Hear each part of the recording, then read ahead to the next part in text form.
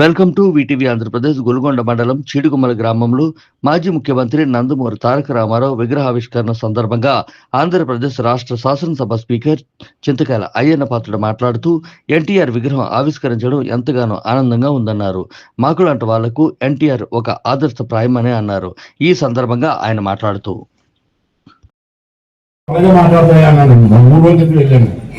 లేదండి తప్పు చేస్తున్నాం, మనం ముందు తప్పు చేస్తారని చెప్పారు. ఏంటి అన్నాడు, పెన్షన్లు ఉన్నాయి. నిజంగా అర్హతలు ఇవ్వండి, ప్రతి ఊళ్ళో 60 పెన్షన్లు ఉన్నాయి. అదే దాన్ని క్రికెట్ ముందు భార్య భర్త విడిపోతే ఒంటరి మహిళ అయిపోతాడు. అప్పుడు చంద్రబాబు బాబు ఎలా పోతుంది, భార్యకు ఒక పెన్షన్ భర్తకు ఒక పెన్షన్ ఇస్తా ఉన్నాడు.